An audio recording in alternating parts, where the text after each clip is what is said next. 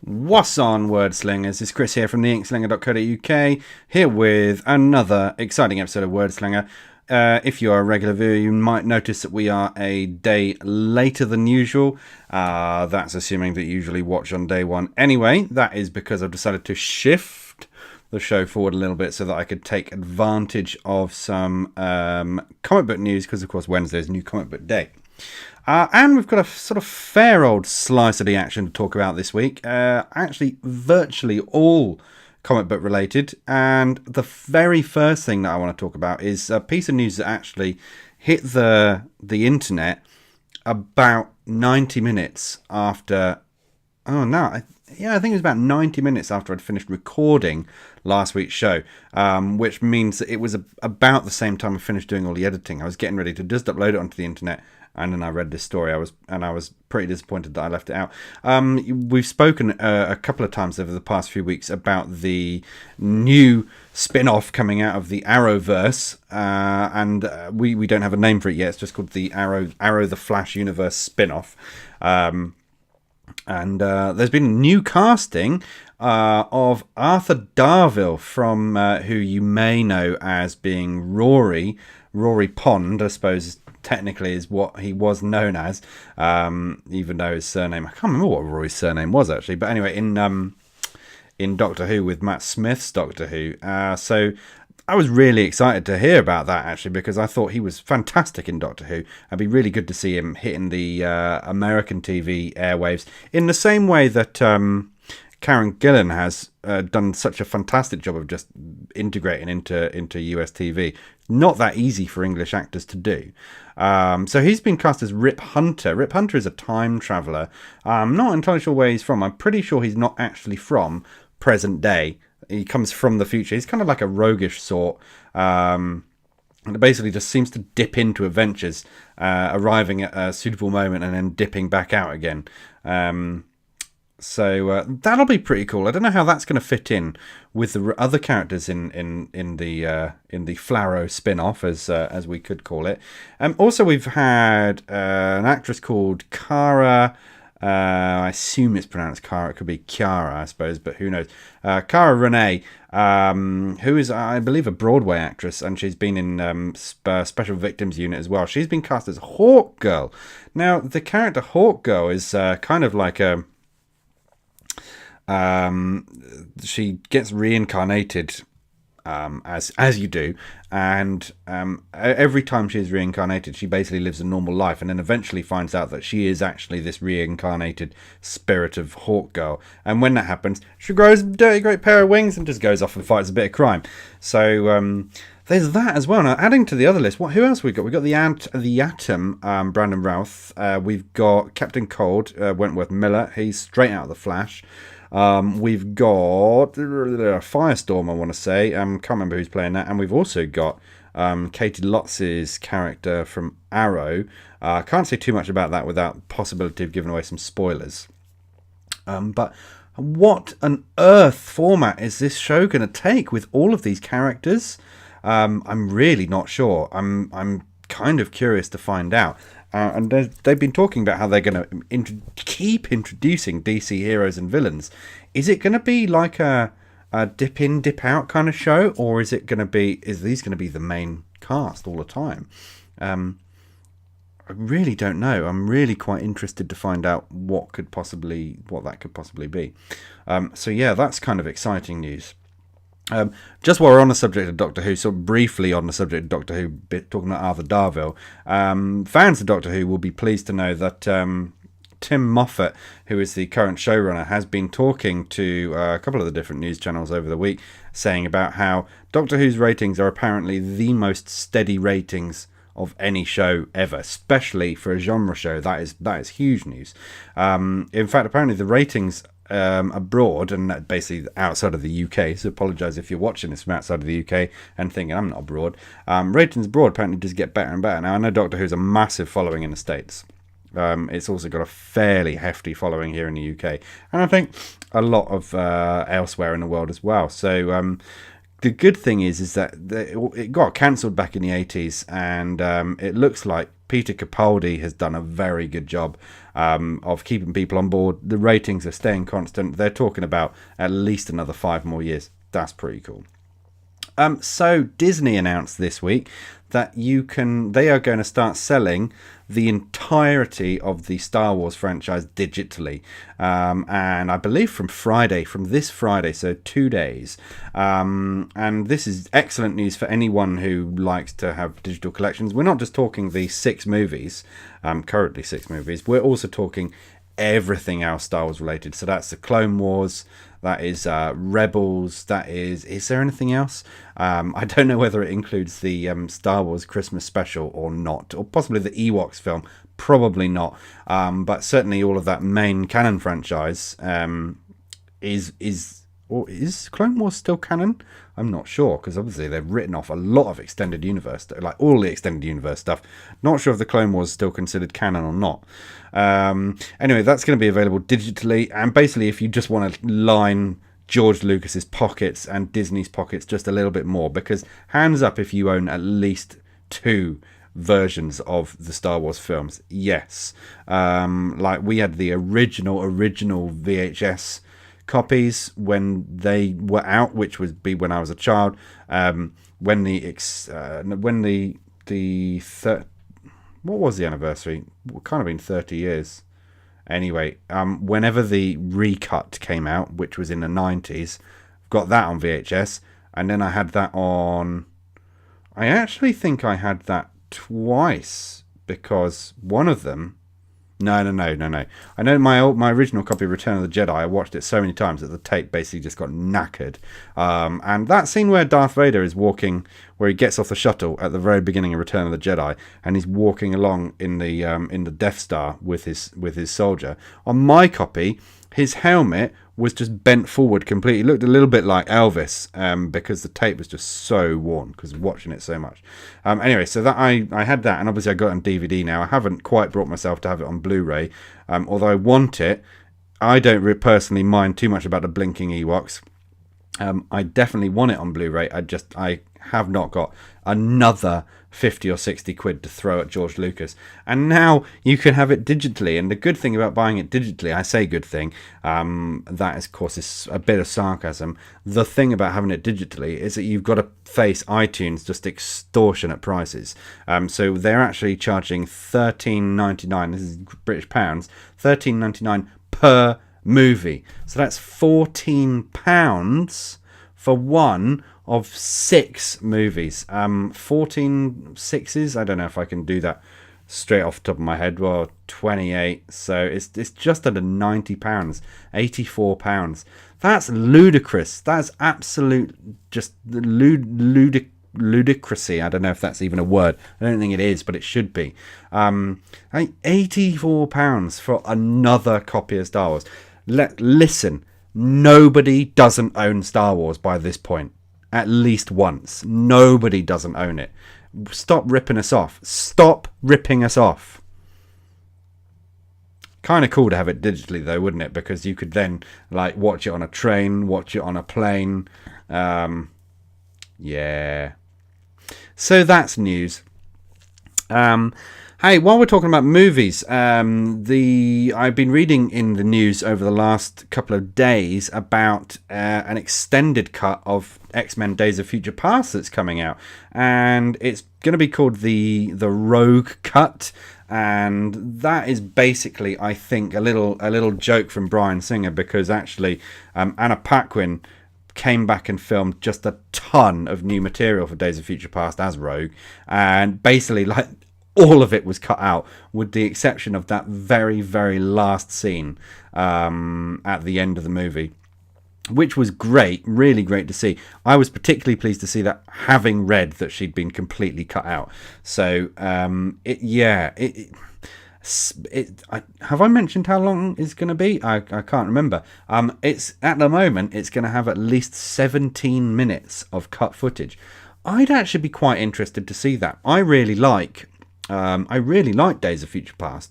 Possibly, I couldn't even begin to rate it among my X-Men movies, actually, so I won't even bother going there. But certainly, it's up there in the top few, because like spoiler alert, I kind of liked the third X-Men film that everyone else hates, so I'm not sure what I would rate where.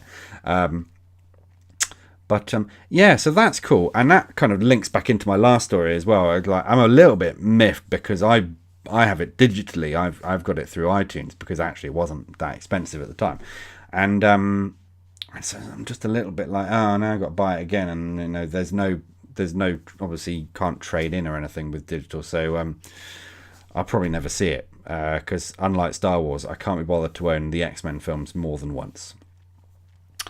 So an awesome comic book story here. IDW and DC Comics have announced this week that they are going to join together for a crossover comic called The Spectrum War. And this crossover is going to feature Green Lantern and yes, Star Trek. A Star Trek Green Lantern crossover. That awesome. Apart from the fact that Green Lantern, clearly the picture of the front cover clearly shows Hal Jordan, who is not in the 23rd century, so not quite sure how they're going to do that, although time travel is not an impossibility. But sounds awesome just because it's Green Lantern and Star Trek.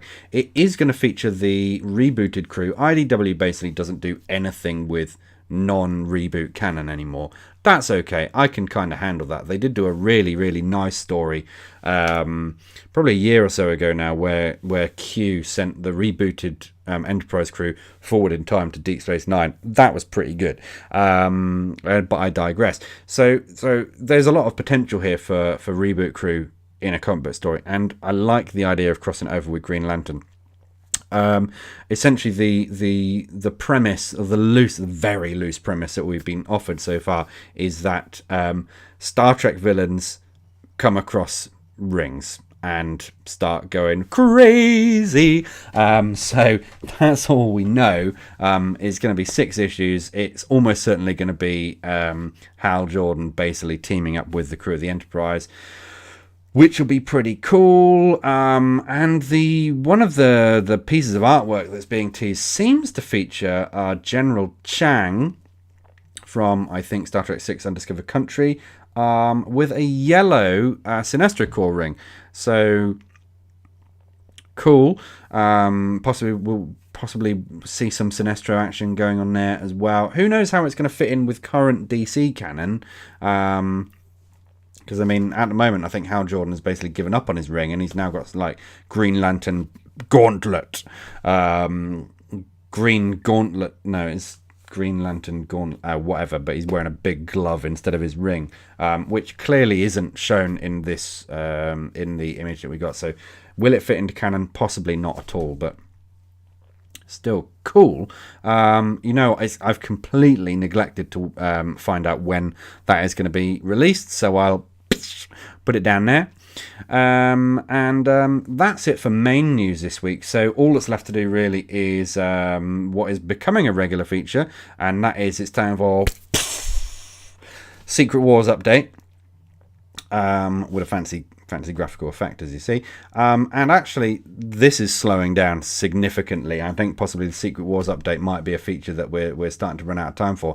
Only one new comic announced this week, and it is pretty much the last one that I've been expecting. So now I'm wondering if that non-exhaustive list is possibly starting to get exhausted.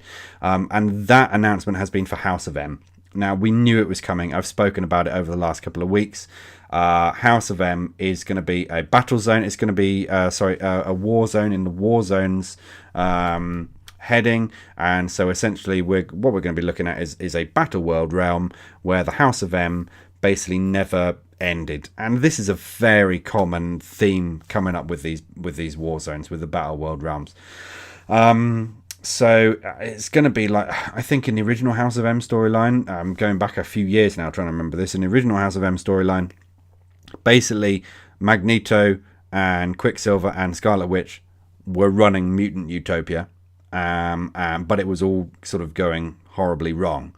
Now, actually, since then, quite recently, Marvel have decided to separate this relationship, and they've actually said, actually, Quicksilver and Scarlet Witch aren't Magneto's children anymore, which means they're also not mutants anymore. This is possibly because of the Age of Ultron debate, because they can't use the mutant terminology because it's owned by Fox. Stupid.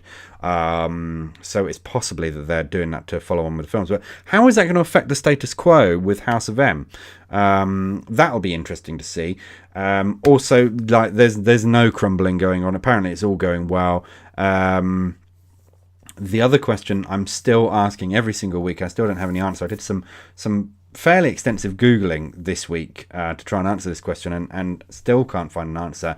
Will we be coexisting with other Battleworld domains? Who actually knows? Because it's yet another Wolverine, and I'm focusing on the Wolverines because he's dead, and yet there's now like 5 or 6 of them coming back in for Secret Wars. So almost certainly after Secret Wars, we're just going to have one of these Wolverines, I'm sure. Hope it's the X-Men 92 one. So DC's big event for the year has started. It started last week. It started the day after my show went out, which is why I've pushed back by a week this week so that I could try and keep up to date with it. Pushed back by a day so I could try and keep up to the minute with it. And this is Convergence. I don't have a graphic for Convergence yet. I guess we'll have to wait and see what I can come up with, seeing as now I've kind of preempted it with the action. So Convergence kicked off. As I've mentioned before, this is going to feature 40 comics over 2 months. Now, I don't have that kind of money. I don't have £84 to spend on Star Wars again. I certainly don't have money to spend. What is it? It's going to be like £3 per comic. So that's about £60 if you want to buy more. What I have been reading is the main Convergence series. Now, it's a weekly series, and it's going to be going for the next 8 weeks. So I'll try and keep you up to date with it. So I read Convergence number 0 last week, and that was really kind of... Convergence hasn't started yet, but this is what's happening. As of last week, DC were wrapping up all of their books. Every single thing in the line was wrapping up. Now, in Convergence here, it's a bit funny because I kind of didn't really understand what was going on for quite a lot of it. It starts off with Superman just basically arriving at this planet, which we later learn is named Telos. And he spends quite a lot of time just flying around going, I don't know what's going on. And then he gets captured by Brainiac and then spends presumably an awful lot of time as a prisoner, because within the space of a couple of pages, he's grown an amazing beard.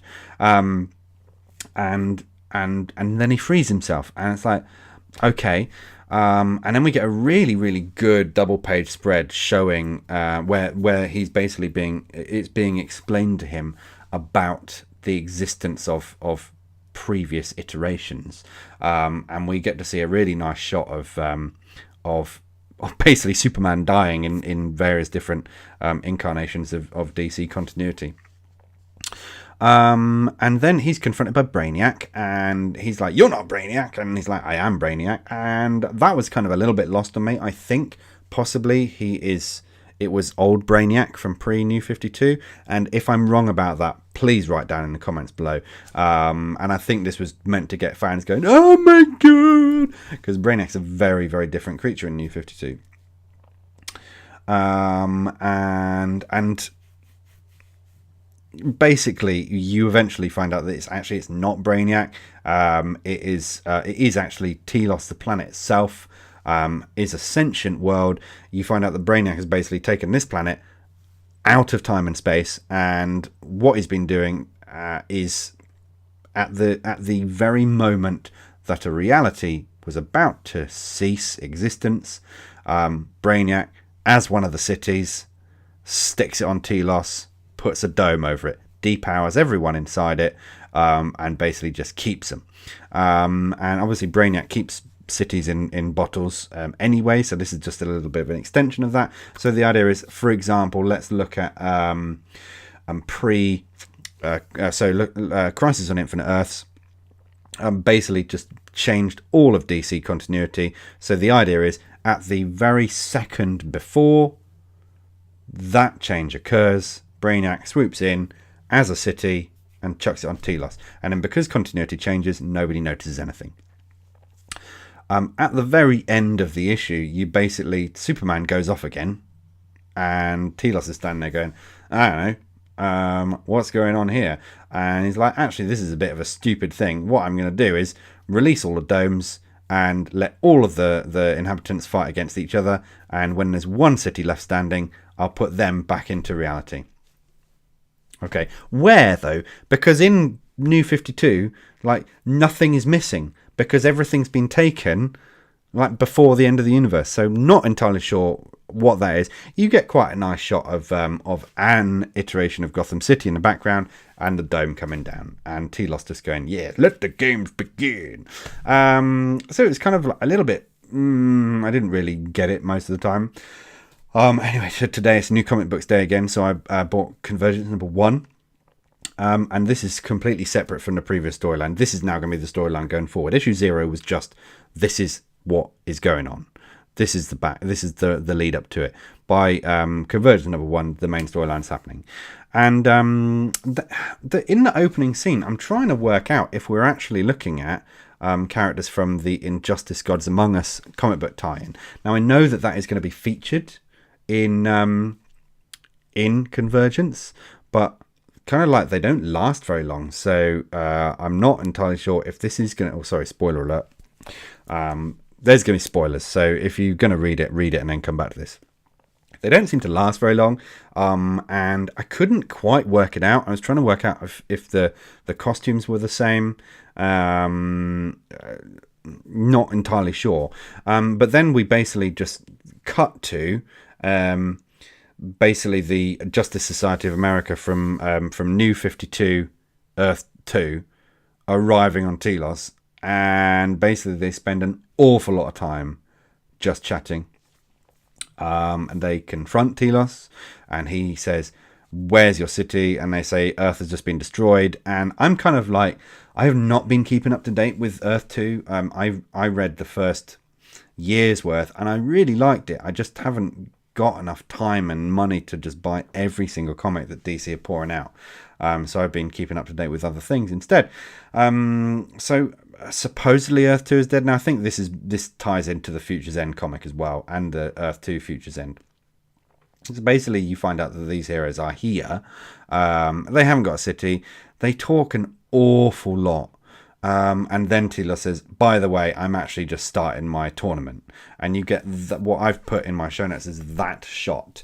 And that is because this is the shot that they've been using to advertise Convergence for months. And it's basically just, I think we were meant to think it was Brainiac, but it's actually Telos just like talking to every single domed city. And you can see the different faces. And it's meant for pre-New 52 DC fans to be going, oh, there's the one that I loved. But like having come on board at New 52, I'm just really reading this because I'm interested to see what will happen.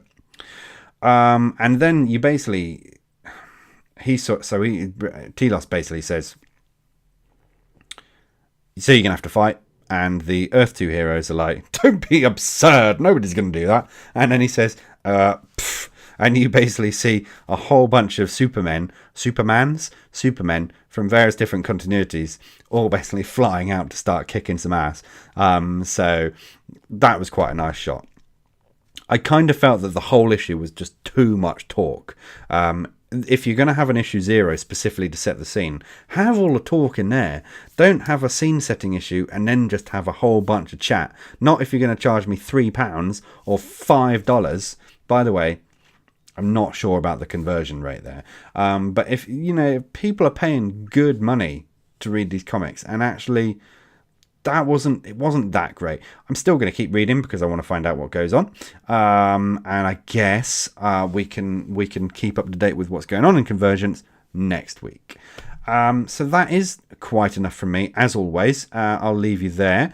And so until then, don't forget you come and say hey on Twitter at Lord_Chancellor. You can come visit me at theinkslinger.co.uk. You can also sound off in the comments below. And until next time, I will see you later.